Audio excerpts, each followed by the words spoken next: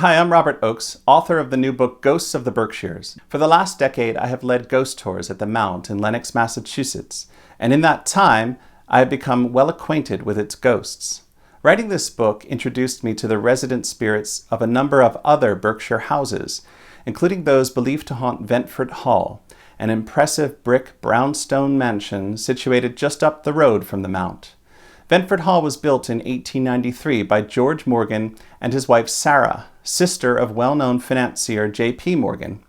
After their deaths, the house passed through a number of owners and occupants until it became Ventfort Hall Mansion and Gilded Age Museum, now open to the public for tours and events. One event that has become quite popular in recent years is the ghost hunt led by paranormal investigator David Raby. While researching for the book, I decided to join one of those investigations to see whether I might meet the ghosts of Ventfort myself. And there in the house that night, I did indeed feel the presence of something unseen. This is a room that is well known for its paranormal activity, and it was in this room where I had my own experience here at Ventfort Hall. I was here during one of David Raby's paranormal investigations. We were all in this room using a spirit box, a device that is believed to pick up the voices of spirits that you can hear come through the radio static. I was sitting over in the corner of the room here, alone, or at least I thought I was, because I suddenly had this feeling that something else was sitting there with me, something I couldn't see. And it wasn't just the sensation that there was another presence there, but I was also feeling this powerful emotion come over me, an emotion that wasn't mine. It was as if I was picking up on the emotion of the spirit, and it was an emotion of intense sadness. It was on that same night when I attended one of David Raby's investigations here at the house. It was the end of the night. We were all here in the dining room, sitting in near total darkness. Just these wall sconces on either side of me were lit very, very slightly. And then we watched as they gradually began to go out, one by one, getting dimmer and dimmer and dimmer, and then finally going out completely, though no one was touching the lights at the time. Can you turn it off, please?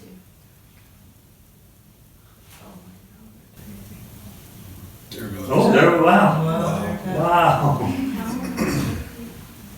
I was expecting the right one to go.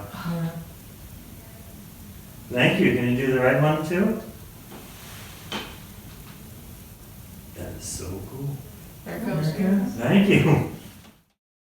Recently, I met up with David as he was arriving for an evening's investigation, and I asked him to tell me more about his work. Hi, I'm David Raby. I'm an author and paranormal investigator. What I do is I go into these buildings and I host a paranormal investigation where I give the group a history of the location. I give them basics on how to ghost hunt, and then we go lights out and we investigate, and it's an amazing evening, and 100% of the proceeds go towards helping beautiful locations such as this. In April of 2019, we had an amazing spirit box session. A woman came through, her voice came through, and she was very strong, and she said thank you. And what amused me was there was a woman right behind me, and she was startled, and she almost fell down the stairs because she didn't expect it at that time. And this is the spirit box that we were talking about. What we have here is a transistor radio, which is programmed to flip the frequencies pretty quickly. I'll just turn it. So ideally, this is what you would hear, just a lot of clicking. That's the frequencies changing really rapidly. My setup, I actually have a reduction pedal here, and if I turn it on, you won't hear that clicking at all, but strong voices will come through this.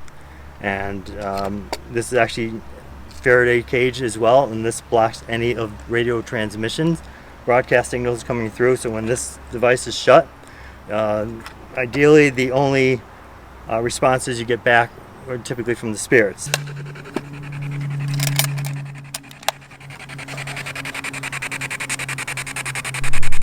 What I love about Ventfort Hall is just how active it is. We always leave with some sort of activity. People usually leave with personal experiences, which is exciting to me because a lot of people come in here, some people walk in as skeptics, and they leave as believers. Here in the Great Hall at Ventfort, it's easy to see why people experience ghosts with its dark wood and its meandering passageways. and its great fireplace here. It's the perfect location to sit and tell a ghost story and then to perhaps encounter one.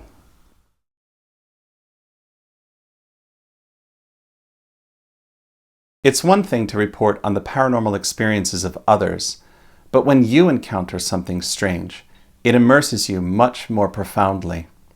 It's hard to say what it was that I witnessed that night, but it seems I did experience that same unseen presence that so many have felt at Ventfort Hall.